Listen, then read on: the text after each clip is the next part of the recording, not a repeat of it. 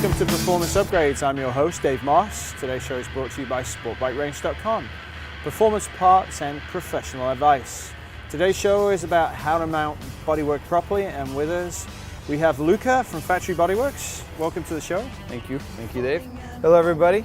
The first step for mounting bodywork adequately on a race bike should be done by taking the whichever the fairing is that has the lip. So we call this the inside fairing.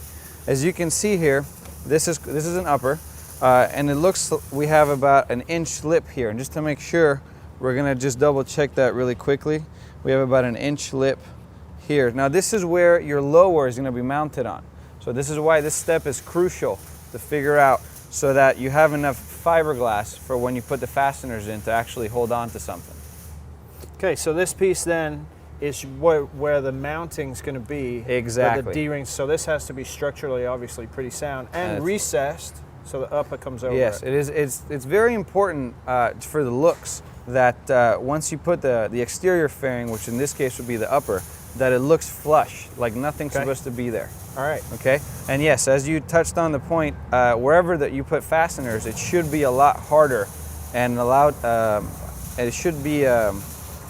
Ready to take some stress. Let's put it that way.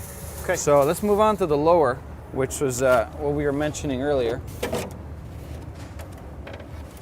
This piece is the lower, and as we mentioned before, once you put it on, it's supposed to look like it's supposed to be there. Perfect. So we went ahead and drilled the holes, and now this upper is ready to have the lower placed onto it, to figure out where we're going to drill the holes on the exterior fairing. Because remember, the two fairings have to line up perfectly so that the screw can go in. So we'll get the perfect overlap here. Exactly. We'll put the Sharpie through the back and mark it where we need it to be. That's exactly and we'll right. go from there. So there's that. There's that. Okay. So I'll go ahead and hold that while you Awesome. grab the Sharpie, and let's line that up for the camera so people can see how it needs to fit. But would you check that that's appropriate? That is perfect. If it looks like that it's supposed to be there, you're doing the right thing. Okay, so I'm gonna mark it right here. Done. Okay, so this side is now ready to drill. Perfect. And then you do exactly the same thing on the other side. Go ahead, drill the other side. Now, every time we drill fiberglass, I recommend that you do this outside. And if you have them handy, maybe a face mask of some sort or a breather mask.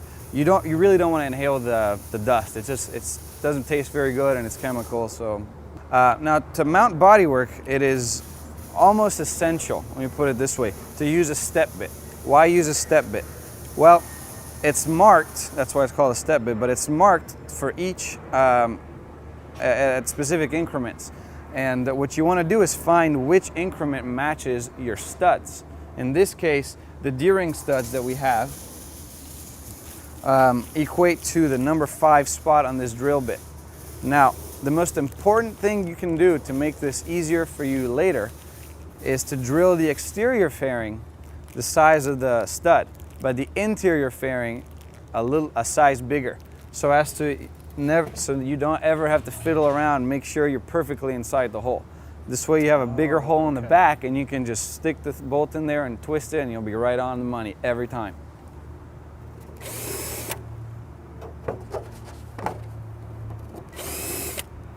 Now you'd always drill on both sides and clean the other side up on the opposite? Yes, it makes it just a little better for whoever ends up painting the bodywork.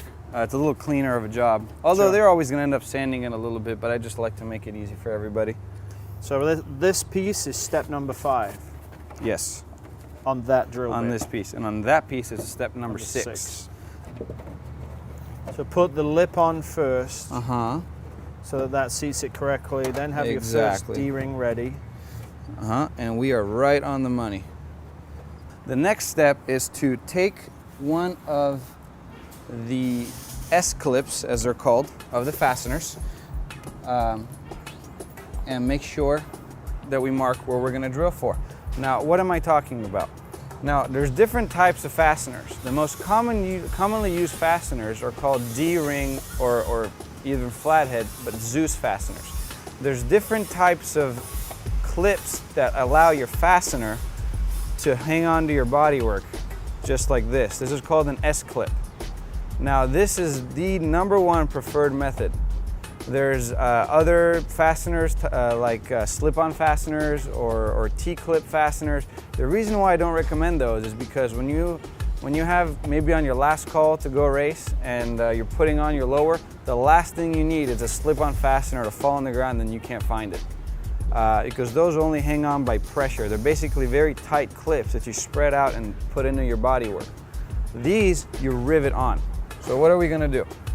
We're going to put them on top with a hole, and we're gonna mark where we're gonna drill for the rivets to go through. You got 1,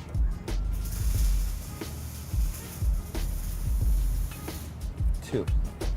We're gonna repeat this step for all the holes and drill them with the appropriate size bit, which for whatever rivet size you'll be putting in. Usually when you buy the Zeus fasteners, they come with rivets already, so just try to match the hole size. Now should your hole size be a hair on the tight side, so you have to push the rivet a little bit? Or? Most people prefer doing that. Some people like making it a little bit wider, just so it's easier and you don't have to push through it, as long as it's a hair either lower or higher. Right, because the last thing you want is the rivets slopping around, because Exactly. when you pull it tight, they'll just pull through. Exactly. Okay. So you're touching on some very good points. You've done this before, Dave. A couple times. And bought new bodywork because of that. Oh no. But that was a long time ago when I first started out. So we'll go ahead and match the drill to the rivet head, Which not is the what rivet we're doing. pin. Exactly, the head, not the pin. And we are... Because that's also a very common mistake. That is.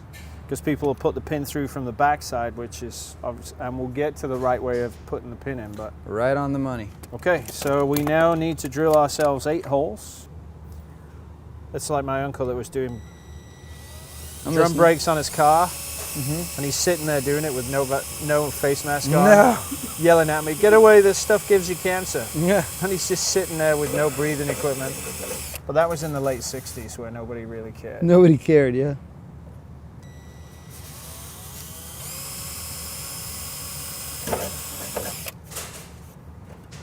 Again, the beauty of drilling here is you've got good structural rigidity. Yeah.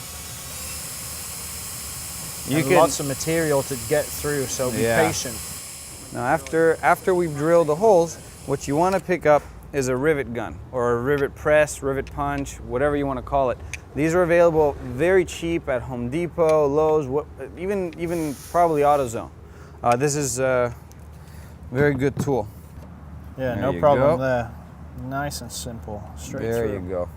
Want to grab the S-clip.